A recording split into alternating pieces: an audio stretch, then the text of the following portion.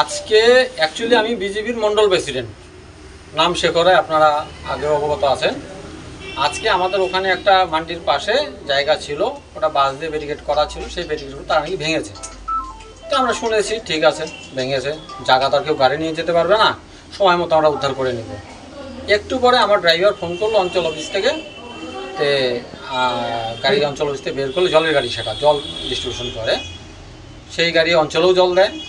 তো গাড়িটা বের করলে নাকি গাড়ির উপরে আক্রমণ করবে।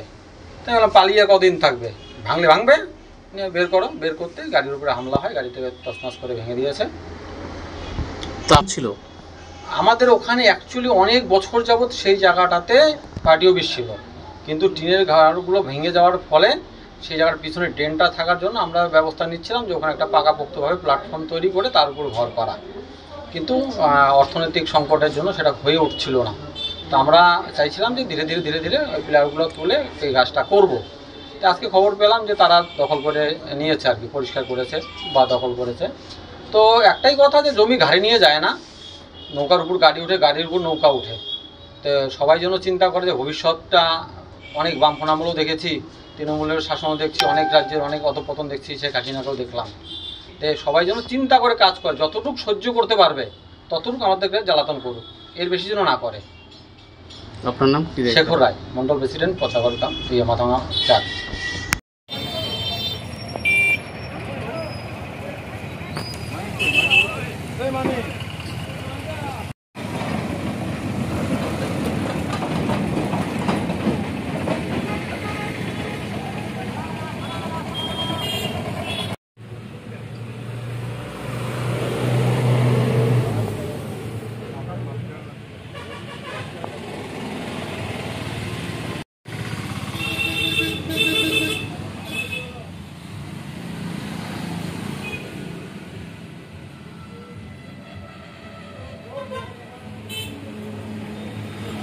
বিরুদ্ধে উঠবে, তৃণমূলের বিরুদ্ধে ওটা সম্পূর্ণটাই মিথ্যা।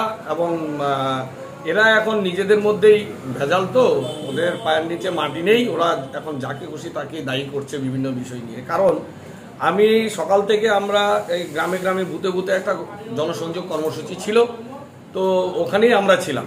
আমরাও শুনেছি কি একটা গাড়ি নাকি এরকম অ্যাটাক হয়েছে, পার্টি অফিস সম্বন্ধে আমাদের জানা নেই। তো ঘটনা হলো আমরা একটু শুনে যখন পার্টি অফিসে এখন আসলাম সবাইকে নিয়ে, এসে দেখি এরকম কাণ্ড একটা হয়েছে। সেটা কারা করেছে, কি দুষ্কৃতিকারীরা, কারণ এদের একটা কর্মসূচি ছিল আজকে চাকা জাম, যেটা আমরা পথসভা বা পথপ্রদর্শন এরকম ব্যাপার হয়তো ছিল।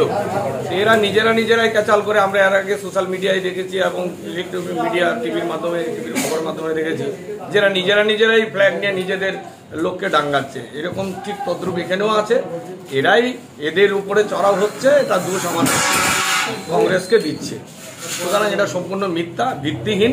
তৃণমূল কংগ্রেসের যারা ছেলেরা আছে, আমি সকাল থেকে এদেরকে নিয়ে আমি গ্রামে গ্রামে ঘুরেছি, যেটা অনেক গ্রামে আপনারা জানেন হয়তো। আমার কালকের থেকে ঘোষণা করা ছিল কর্মসূচিটা। না, কালকে যে ঘটনাটা ঘটেছে, একটা সরকারি সম্পত্তি নষ্ট করেছে, ওরা বন দেখেছে, ভালো মানুষ স্বতঃস্ফূর্তভাবে ওদেরকে সমর্থন করার কথা, কোনো মানুষই এদেরকে সমর্থন করেনি। সুতরাং গাড়ির থেকে ধরে দোকানপাট সব কিছু চলাচল ছিল, দোকানপাট খোলা ছিল, সেটা ওরা সহ্য করতে না পারে সরকারি সম্পত্তি নষ্ট করেছে।